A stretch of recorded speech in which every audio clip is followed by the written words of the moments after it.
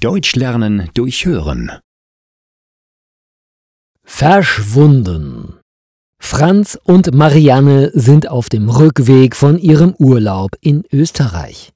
Sie haben schon die Hälfte der Strecke hinter sich, als sie eine Pause machen. Sie verlassen die Autobahn, um etwas zu essen und zur Toilette zu gehen. Oh, das ist aber teuer, stellt Marianne fest, als sie die Preise im Restaurant sieht. Wollen wir uns eine große Currywurst mit Pommes teilen? Ja, können wir machen. Was möchtest du trinken? Fragt Franz. Ich nehme nur ein Wasser. Die Currywurst ist schon ungesund genug. Da sollte ich nicht auch noch eine Limonade dazu nehmen, antwortet Marianne. Stimmt, da hast du recht. Ich nehme lieber auch nur ein Wasser, obwohl ich gerade so Lust auf eine Cola habe, meint Franz. Ich kenne das Gefühl, aber ich glaube, ich habe in der letzten Woche zugenommen. Ich möchte nicht noch mehr zunehmen, sagt Marianne. Suchst du uns einen Platz, während ich bestelle? Fragt Franz. Mache ich. Möchtest du am Fenster sitzen? Will Marianne wissen. Ja, gerne, antwortet Franz, bevor er die Bestellung aufgibt. Da die Mittagszeit schon vorbei ist, sind noch viele Tische frei. Marianne wählt einen kleinen Tisch mit 2 Plätzen, von dem aus sie Franz und den Eingang gut sehen kann. Sie beobachtet gerne die Leute, die das Restaurant betreten. Bei jedem, der hereinkommt, überlegt sie, wer er wohl ist und was er bestellen wird. Jedes Mal, wenn Marianne mit ihrer Einschätzung richtig liegt, freut sie sich darüber.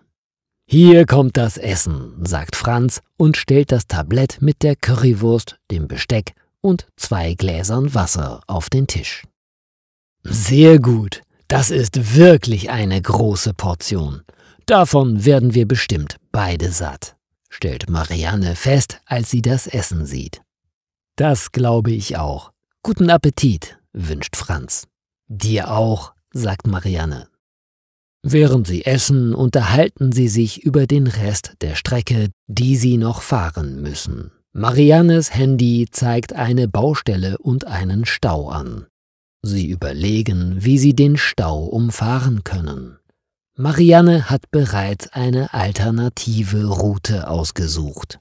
Die neue Strecke ist etwas länger, aber sie haben keine andere Wahl. Während Franz das Tablett wegbringt, geht Marianne zur Toilette. Das Regal, in das Franz das Tablett stellen soll, befindet sich direkt neben der Toilettentür. Franz wartet vor der Tür auf seine Frau. Kaum hat er das Tablett abgestellt, kommt Marianne wieder heraus. »Oh, das ging aber schnell«, sagt Franz überrascht. »Ich habe vergessen, dir meine Handtasche zu geben«, sagt Marianne und drückt Franz ihre Tasche in die Hand. Das macht sie immer in solchen Situationen. Dann verschwindet sie wieder durch die Toilettentür. Franz wartet etwa 10 Minuten. In dieser Zeit sind andere Frauen ein- und ausgegangen, aber Marianne lässt auf sich warten. Als wieder eine Frau hereinkommt, spricht Franz sie an. »Entschuldigung, könnten Sie vielleicht nachsehen, ob meine Frau Marianne noch da drin ist? Sie trägt eine blaue Jeans und ein weiß-rot gestreiftes T-Shirt.« »Ich sehe nach«, antwortet die Frau. »Sie ist nur 1 Minute weg, dann kommt sie zurück. Die Damentoilette ist völlig leer, da ist niemand drin. Tut mir leid.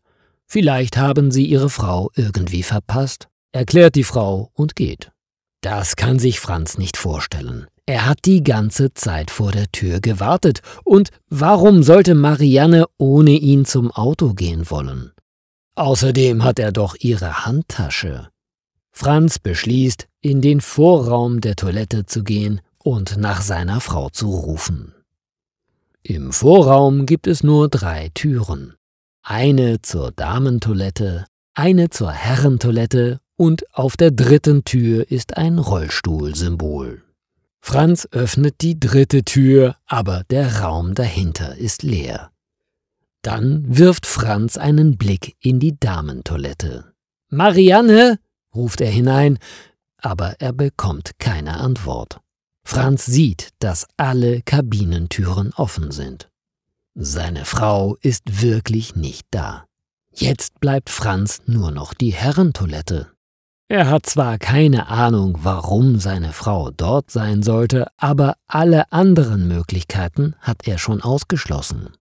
Aber Marianne ist auch nicht da, wie Franz schon erwartet hat. Nachdem Marianne ihrem Mann die Handtasche gegeben hat, betritt sie den Vorraum, der zu den Toiletten führt. Es ist ein kleiner, heller Raum, obwohl es nur ein einziges Fenster gibt, das sich oben an der Decke befindet. Es wurde erst vor kurzem geputzt, stellt Marianne fest. Ach, ich müsste zu Hause auch mal die Fenster putzen, denkt sie und schaut auf das blitzblanke Fenster. Als sie sich nach der Tür zur Damentoilette umsieht, kommt eine andere Frau herein und geht direkt zur richtigen Tür. Marianne folgt ihr, aber als sie in der Damentoilette ist die andere Frau verschwunden. Wie ist das möglich? Sie ist nur eine Sekunde vor Marianne durch die Tür gegangen. Aber außer ihr ist jetzt niemand mehr da. Das ist unglaublich, aber Marianne hat jetzt weder Lust noch Zeit, dieses Rätsel zu lösen. Sie geht wie geplant zur Toilette, wäscht sich die Hände und kehrt zu Franz zurück. Der steht im Restaurant und wartet, aber er hat ihre Handtasche nicht mehr über der Schulter. »Wo ist meine Tasche?« fragt Marianne. »Woher soll ich das wissen? Du hattest sie doch eben noch bei dir, als du da reingegangen bist. Sag mal, hattest du vorhin nicht das rote T-Shirt an? Warum hast du jetzt das gestreifte an? Hast du dich auf dem Klo umgezogen?« fragt Franz. »Nein, wie kommst du darauf? Ich will wissen, wo meine Handtasche ist. Ich habe sie dir gegeben.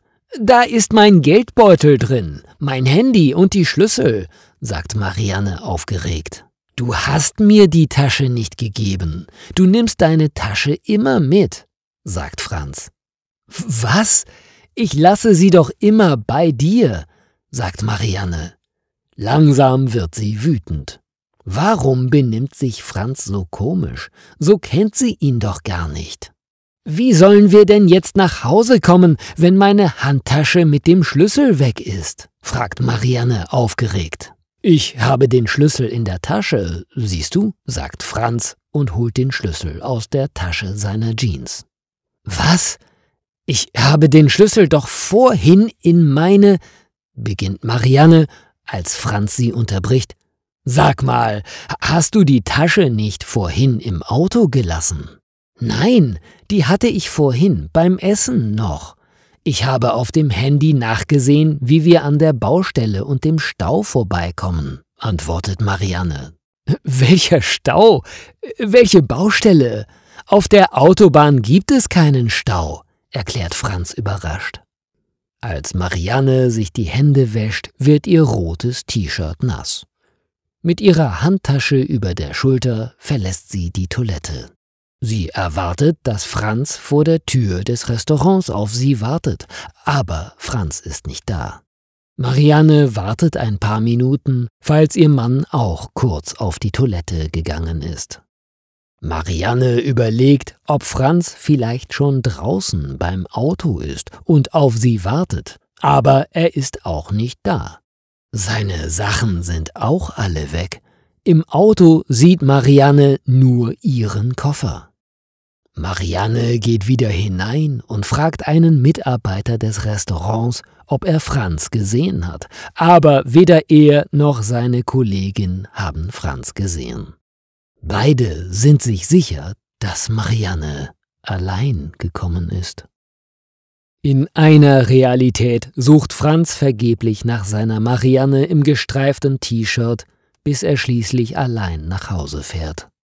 Er meldet seine Frau bei der Polizei als vermisst. In einer anderen Realität fährt Marianne im gestreiften T-Shirt mit einem anderen Franz nach Hause. In einer weiteren Realität sucht eine Marianne in einem roten T-Shirt ihren Franz, den es in dieser Realität nicht gibt. Sie weiß nicht, was sie tun soll. Ihr Mann und die Schlüssel, die er in seiner Hosentasche hatte, sind verschwunden. Die Mitarbeiter des Restaurants versuchen ihr zu helfen und rufen die Polizei. Aber auch die Polizei kann nichts tun.